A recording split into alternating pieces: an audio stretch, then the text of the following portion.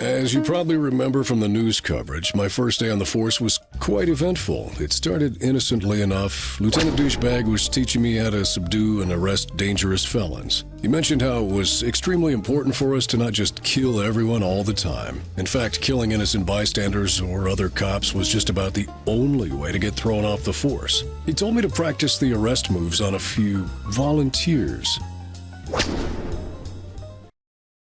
Alright, it's time for that secondary mechanic for the taser I was talking about. So, if we lightly tap the trigger and zap someone with the taser now, because we're a police officer, we're able to arrest them, which permanently incapacitates them and is a lot quicker than holding down the trigger. Now, the first time I played this game, I was very used to playing beat-em-ups, where this kind of animation stops you from getting shot at, makes you invincible for a second. That's not the case here. You still take damage, but you have so much health it shouldn't be a problem. It seemed the Hobos Union was upset with our treatment of the volunteers. The lieutenant ordered me to fight my way to the chief's, special place in the basement and protect him. Oh boy, here we go. So it appears we have something attached to our leg, down there. I'm sure that's fine.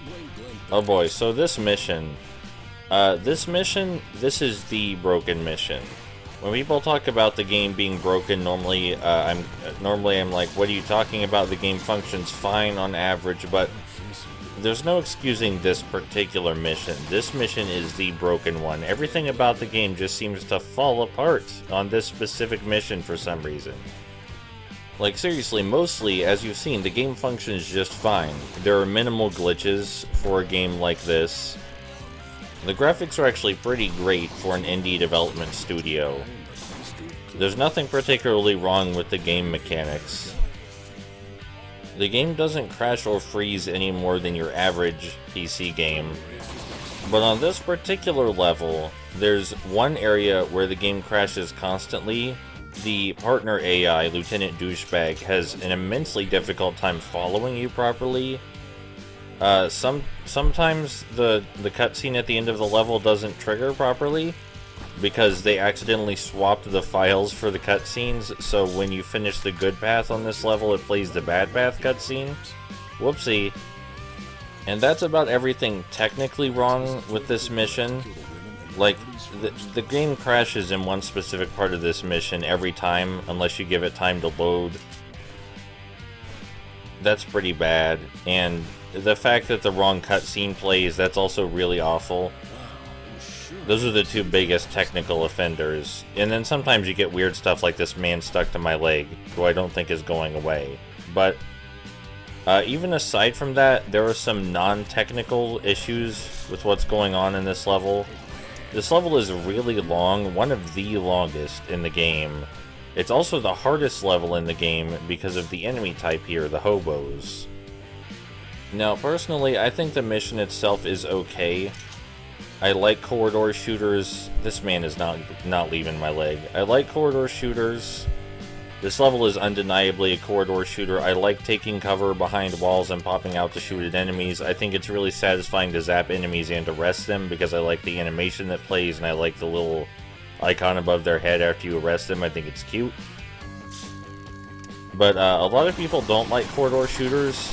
And that's what this level is corridor after corridor. Hey, Lieutenant Douchebag, you're getting shot a whole lot. Maybe you want to not stand directly in front of enemy fire. I guess he's fine. Anyway, a lot of people don't like corridor shooters, and this level is just so dense with enemies. There's waves and waves and waves and waves of enemies. So for most of the level, this is what you're doing, is fighting wave after wave of enemies in corridors. The second thing you're doing is protecting Lieutenant Douchebag, and that's something you have very little control over, and the primary source of frustration and difficulty in this level. You see, the hobo enemy types, they have Molotov cocktails, and fire is the thing that drains your health the fastest in this video game. As I've mentioned quite a few times, Postal Dude is an absolute bullet sponge, but he's not a fire sponge. Fire touches you, your health is going to get peeled away rapidly. And if fire touches Lieutenant Douchebag, the same thing is going to happen. You can put out the fire, theoretically, by pissing on yourself or Lieutenant Douchebag, but good luck getting to the P icon in time and chasing after him quickly enough to put him out. It's kind of sad, because it feels like they actually went out of their way to make escort missions not annoying in this game. The AI partners that you're supposed to protect generally have just as much health as you do, which is to say way too much health for any reasonable person. And they also have regenerating health. As you're seeing, Lieutenant Douchebag's health is slowly regenerating. Now, some NPCs that you have to protect don't have regenerating health, but a lot of them do. So usually protecting AI characters is very, very simple and very, very frustration-free. This level is only an exception because of the fire everywhere. And I'm not kidding when I say this is like the only level in the entire game that's like this. And it really sucks because this is one of the earliest missions. So anyone trying to do the good path, you know, they're going to come across this mission really soon. And it's going to leave a really bad impression because the level's long, it's frustrating. They may not know there's a quick save feature, which there is, by the way. And there's one part in the level where the game crashes every time without fail unless you give it adequate time to load. This is all really, really bad if you don't know there's a quick save feature, which I do. And I make liberal use of the quick save feature because that's why it's there. But assuming you didn't know there was a quick save feature and you tried to play the level all the way through without saving, then yeah, that would be pretty bad to get 18 minutes through the level and then the game would freeze and you'd start from the beginning. That would suck. And I'm frustrated. I'm not frustrated because this level is broken. That was a mild frustration.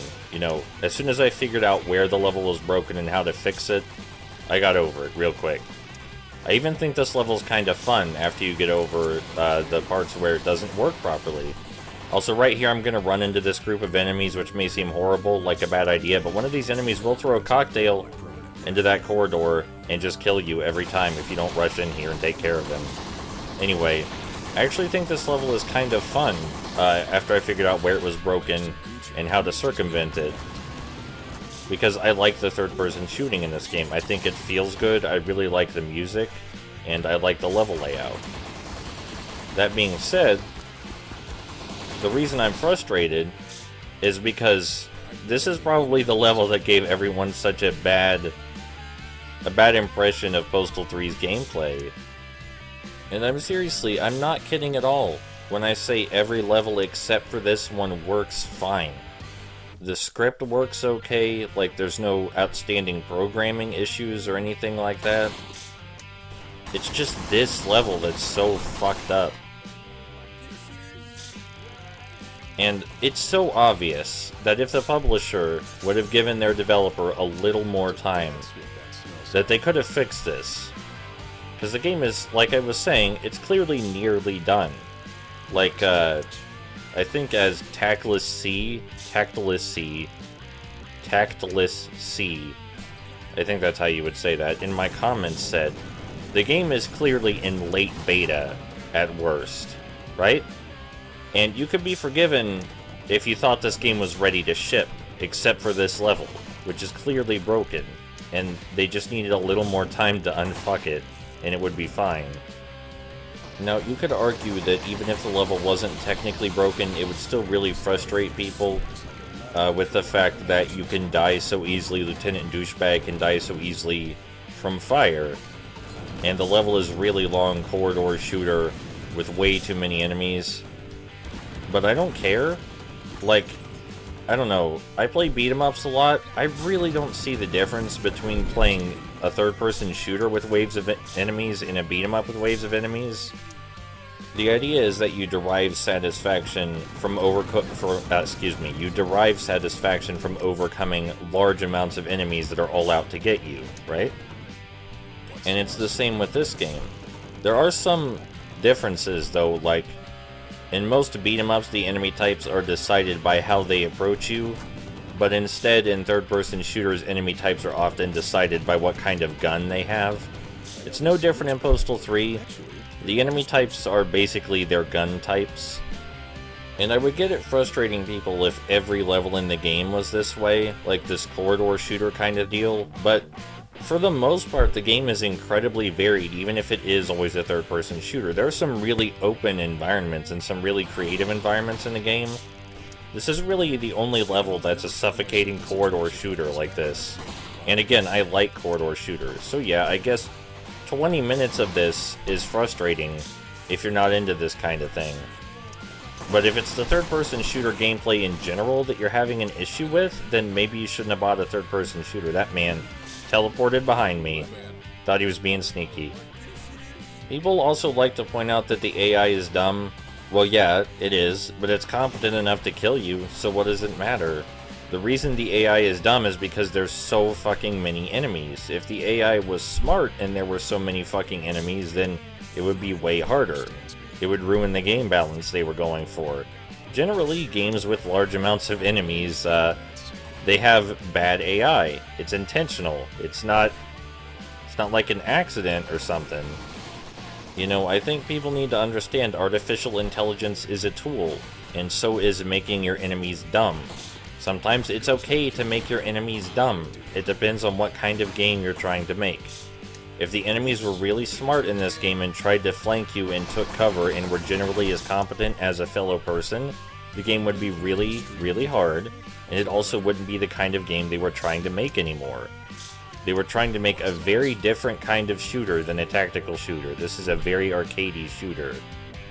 So when people point out the AI is stupid by sitting out in the open and shooting at you without taking cover, or it's being an idiot by just, that's a big pile of people, or being an idiot by just sitting there and shooting at someone beside you, it's not like they programmed it that way on fucking accident, guys. It's that way on purpose. We had to go back to get Lieutenant Douchebag to follow us because he was stuck on something? I'm not entirely sure what. There was exactly one time I managed to get this level to work perfectly as intended. Exactly one time.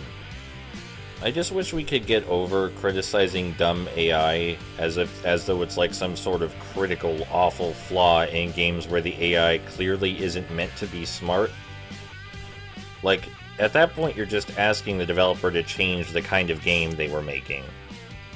And at that point, what you could do instead is buy the kind of game you want instead of a kind of game you don't want. Just throwing that out there.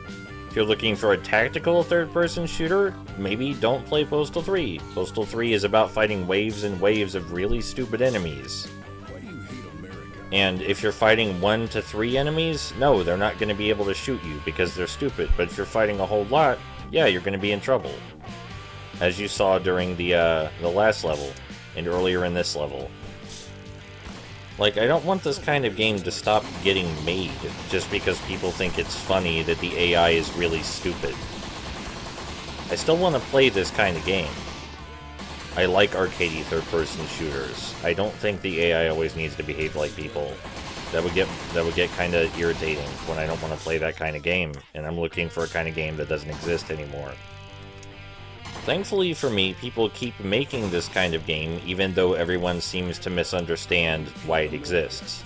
There are a lot of games that are arcadey third-person shooters with dumb AI that comes in massive waves, and those games are fun.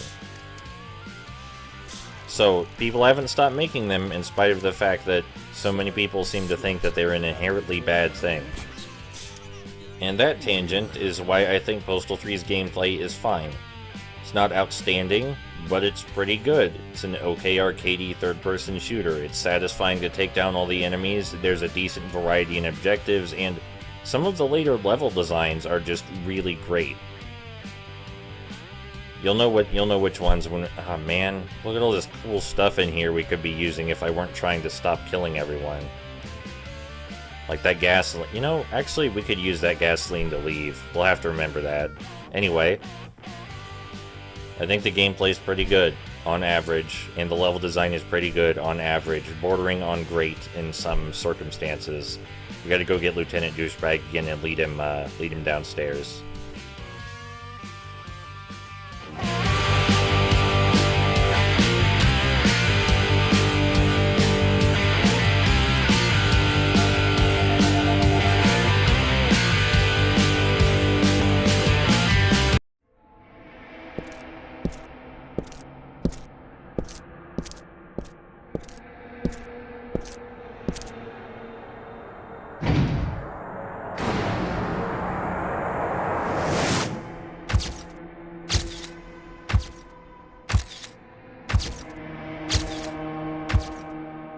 The chief's gay hobo love bunker was empty. Apparently he was on vacation in Mexico.